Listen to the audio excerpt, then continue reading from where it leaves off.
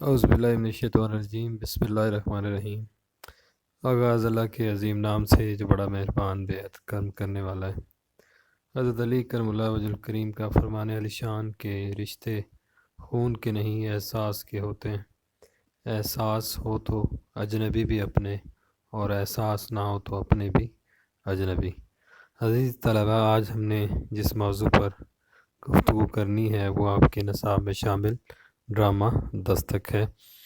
اس ڈرامے کے رائٹر کا نام مرزا ادیب ہے۔ آئیے چل کر دیکھتے ہیں کہ اس ڈرامے کے اہم موضوعات کون کون سے اور اس کے خلاصے میں کیسی کہانی شامل ہے۔ مصنف کا تعارف۔ مرزا ادیب کا اصل نام دلاور علی بیگ تھا۔ 1914 عیسوی میں پیدا ہوئے۔ اردو ڈرامہ کے ساتھ ساتھ افسانہ نگاری، کالم نگاری اور آبیتی میں خاص مقام رکھتے ہیں۔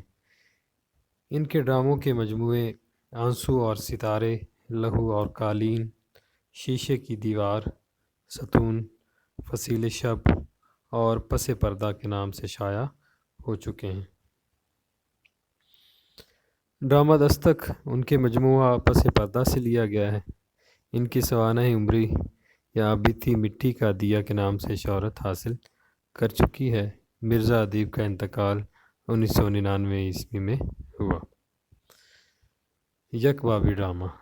تو جیسا کہ آپ کو معلوم ہے کہ یہ جو ڈرامہ ہے دستک، اس کو یک بابی ڈرامہ کہتے ہیں، اور انگریزی میں یک بابی ڈرامے کو ون ایکٹ پلے کہتے ہیں۔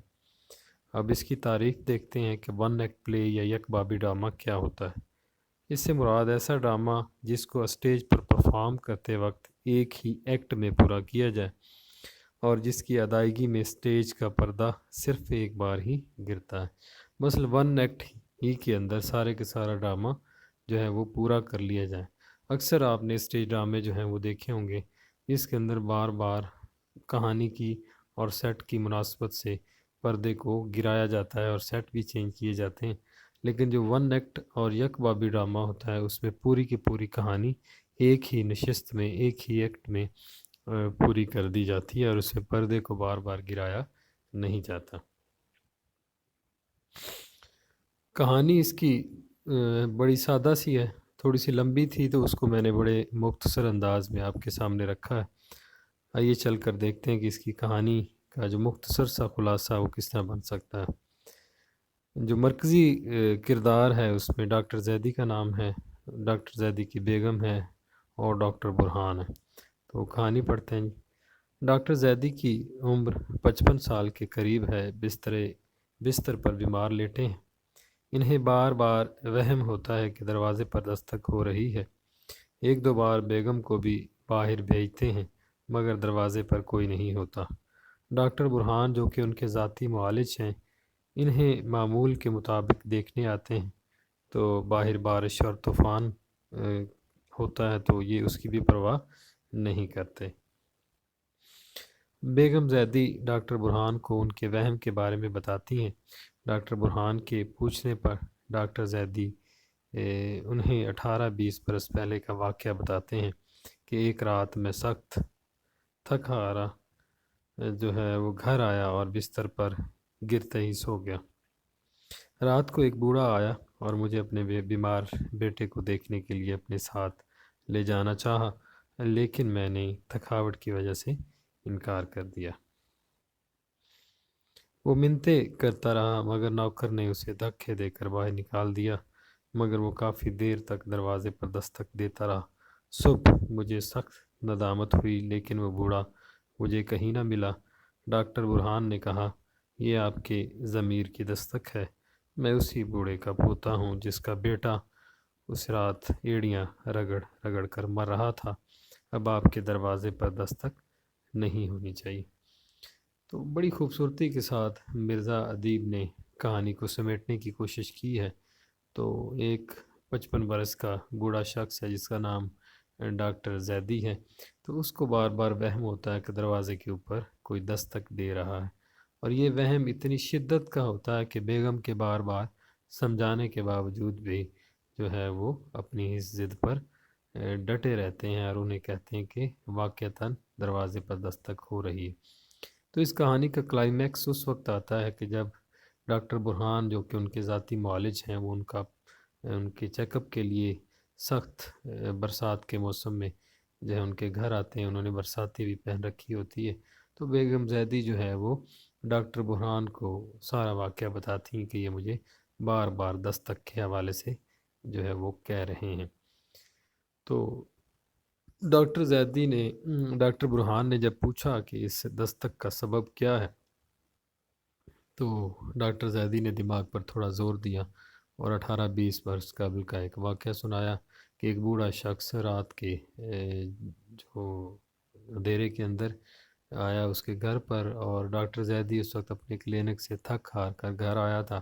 وہ بار بار دروازہ پیٹتا رہا اور اس سے التجا کی کہ آپ میرے ساتھ چلیں اور میرے بیٹے کو آ کر دیکھیں. تو ڈاکٹر زیدی جو ہے وہ اس نے جو ہے وہ ٹال مٹول سے کام لیا اور اپنے نوکر سے کہا کہ اس کو باہر بھیج دیں.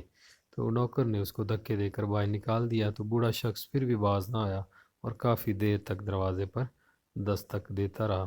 تو آخر کار ڈاکٹر زیدی سو گئے اور بوڑھا شخص بھی چلا گیا. تو اگلے دن اس نے کافی اس کو ڈھونڈنے کی کوشش کی لیکن وہ بوڑھا آدمی نہیں مل پایا. تو یہ واقعہ تو گزر گیا لیکن 18 سے 20 برس تک اس کے دل و دماغ پر اس کی گہری چھاپ موجود رہی اور اس کو ایسے لگتا تھا جیسے اب بھی وہ بوڑھا شخص دروازے کے اوپر دستک دے رہا ہے. تو وہ دستک کوئی اور نہیں دیتا تھا بلکہ اس کے اپنے ضمیر کی دستک ہوتی تھی. اس کا مرکزی خیال اس ڈرامے میں مرزا ادیب نے بڑی حساسیت کے ساتھ انتہائی اہم موضوع پر قلم فرسائی کی ہے. مصنف نے اپنے اہم عہدوں پر فائز لوگوں کو فرد شناسی کی اہمیت سے روشناس کروایا ہے. جہاں تک ممکن ہو سکے انسان کو اپنی ذمہ داریاں ادا کرنی چاہیے اور کبھی بھی اس سے رائے فرار اختیار نہیں کرنی چاہیے. ہماری غفلت، لاپرواہی، سستی اور ذمہ داریوں سے طوطا چشمی کسی کی جان بھی لے سکتی ہے. جانے انجانے میں غفلت تا حیات ضمیر کی بے چینی کا سبب بنتی ہے. تو مرکزی خیال بڑا عمیق اور گہرا ہے. اس میں مرزا ادیب نے بڑے حساس موضوع کو جو ہے وہ چھونے کی کوشش کی ہے. وہ یہی بتاتے ہیں کہ جس شخص کے پاس جیسی بھی ذمہ داریاں ہیں اس کو کبھی بھی اپنی ذمہ داریوں سے رائے فرار اختیار نہیں کرنی چاہیے، اور جو اس کے پاس ہوتا ہے اس کے پاس اللہ نے جو امانت کے طور پر اس کو ذمہ داری دی ہے اس سے مکمل طور پر انصاف کرنا چاہیے. کہیں نہ کہیں ہم سے اگر کوئی غفلت ہو جائے، لاپرواہی ہو جائے تو یہ تاعمر ہمارے لیے ضمیر کی بے چینی کا سبب بنتی ہے. اب اس میں اہم حوالہ جات ہیں جو صرف کلاس سیکنڈ ایئر کے بچوں کے لیے، جو ناٹ کے بچے ہیں وہ اس حصے کو چھوڑ دیں. سب سے پہلا حوالہ: خدا کی طرف سے ملنے والی مصیبتوں پر غم زدہ مت ہو بلکہ یہ سوچو کہ تم وہ خوش قسمت ہو جس کو خدا نے آزمائش کے قابل سمجھا. حضرت علی کا بڑا معروف قول ہے. سب سے بڑی بددیانتی اپنی ذمہ داریوں سے رائے فرار ہے. ہر مشکل کے بعد آسانی ہے. سب سے بڑا عذاب بے ضمیری کا بوجھ اٹھانا ہے. رحم دل انسان جب مصیبت زدگان کی مصیبت کو دور نہیں کرتا تو اس کا حال مصیبت زدگان سے بدتر ہوتا ہے. صاحب اختیارات کے فرائض بھی اتنے ہی سخت ہیں جتنا کہ ان کو اختیار حاصل ہے. خواہ کچھ ہو مصیبت کے دن گزر ہی جاتے ہیں، اگر نہیں گزرتے تو آخر انسان ہی گزر جاتا ہے. کسی مصیبت زدہ کی مدد کرنے والا اللہ کا دوست ہے. مصیبت زدہ کی مدد کرنے والا کبھی تنہا نہیں ہوتا. تو یہ تشریح کے لیے جو آپ نے پیراگراف کی تشریح کرنی اس کے لیے اہم حوالہ جات ہیں، اس کو ایک بار دیکھ لیجئے گا. میں امید کرتا ہوں کہ آج کے اس لیکچر کی آپ کو اچھی طرح سمجھ آ گئی ہوگی. مزید کسی بھی تشنگی کی صورت میں رابطہ کیا جا سکتا ہے. میں دعا گو ہوں کہ اللہ آپ کو اور آپ کے اہل خانہ کو اپنے حفظ و امان میں رکھے اور ہر قسم کی آزمائش سے آپ کو محفوظ رکھے.